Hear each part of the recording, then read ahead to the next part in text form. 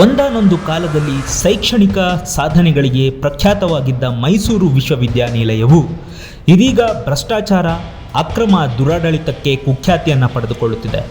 ಇದಕ್ಕೆ ಸಾಕ್ಷಿ ಐತಿಹಾಸಿಕ ಜಯಲಕ್ಷ್ಮಿ ವಿಲಾಸ ಅರಮನೆಯನ್ನೇ ಖಾಸಗಿ ಕಂಪನಿಯೊಂದಿಗೆ ಲೀಸ್ ಒಪ್ಪಂದ ಮಾಡಿಕೊಳ್ಳಲು ಮೈಸೂರು ವಿಶ್ವವಿದ್ಯಾನಿಲಯ ಮುಂದಾಗಿರುವುದು ಬೆಳಕಿಗೆ ಬಂದಿದೆ.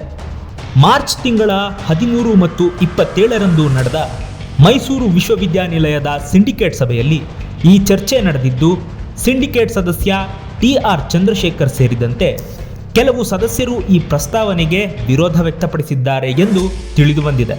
ಸದ್ಯ ಡೆಕ್ಕನ್ ಹೆರಿಟೇಜ್ ಎಂಬ ಕಂಪನಿಯು ಅಮೆರಿಕ ಮೂಲದ ಸಂಸ್ಥೆಯಿಂದ ಆರ್ಥಿಕ ನೆರವು ಪಡೆದು ಅರಮನೆಯ ನವೀಕರಣ ಕಾರ್ಯವನ್ನು ಕೈಗೆತ್ತಿಕೊಂಡಿದ್ದು, ಸದರಿ ಕಂಪನಿಯೊಂದಿಗೆ MOU ಒಪ್ಪಂದ ಮಾಡಿಕೊಳ್ಳಬೇಕೆಂಬ ಚರ್ಚೆ ನಡೆದಿದೆ.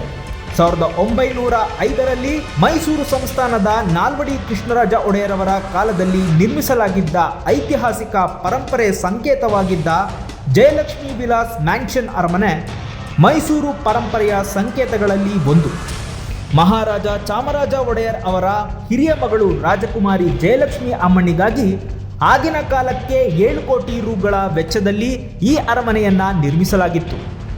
ಇದನ್ನ ಮೂಲತಃ ಮೊದಲ ರಾಜಕುಮಾರಿ ಮಹಲು ಎಂದು ಕರೆಯಲಾಗುತ್ತದೆ. ಕಾಲ ಉರುಳಿದಂತೆ ಮೈಸೂರು ಮಹಾರಾಜ ಚಾಮರಾಜ ಒಡೆಯರವರು ಮೈಸೂರು ವಿಶ್ವವಿದ್ಯಾನಿಲಯದ ಆವರಣದಲ್ಲಿ ಸ್ನಾತಕೋತ್ತರ ಕೇಂದ್ರವನ್ನು ಸ್ಥಾಪಿಸಲು ಕೊಡುಗೆಯಾಗಿ ನೀಡಿದ್ದರು.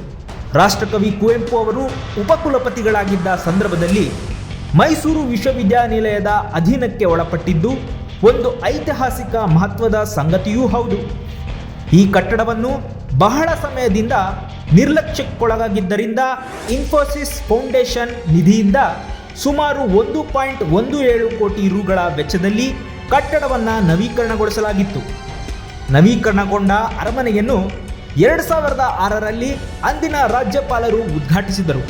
ಆದರೆ ಅರಮನೆಯನ್ನು ಖಾಸಗಿ ಕಂಪನಿಗಳ ಸ್ವಾಧೀನಕ್ಕೆ ನೀಡಲು ಕೆಲವರು ವಿರೋಧ ವ್ಯಕ್ತಪಡಿಸಿದ್ದು, ಸಾರ್ವಜನಿಕ ಚರ್ಚೆ ಮತ್ತು ಸರ್ಕಾರದ ಅನುಮತಿ ಇಲ್ಲದೆ ಈ ಪ್ರಸ್ತಾವನೆಯನ್ನು ಜಾರಿಗೆ ತರಬಾರದು ಎಂಬ ಷರತ್ತನ್ನು ಕೆಲವರು ಹಾಕಿದ್ದಾರೆ.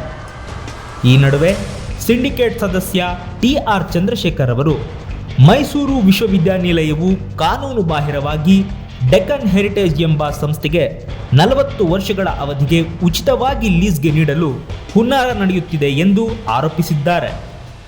ಈ ಸಂಬಂಧ ರಾಜ್ಯಪಾಲರು, ಮುಖ್ಯಮಂತ್ರಿಗಳು, ಉನ್ನತ ಶಿಕ್ಷಣ ಸಚಿವರ ಗಮನಕ್ಕೆ ತರಲಾಗಿದ್ದು, ಮೈಸೂರು ವಿಶ್ವವಿದ್ಯಾನಿಲಯದ ನಿರ್ಧಾರದ ವಿರುದ್ಧ ಹೈಕೋರ್ಟ್ನಲ್ಲಿ ಸಾರ್ವಜನಿಕ ಹಿತಾಸಕ್ತಿ ಮೊಕದ್ದಮೆ ಹೂಡಲಾಗುವುದು ಎಂದು ತಿಳಿಸಿದ್ದಾರೆ.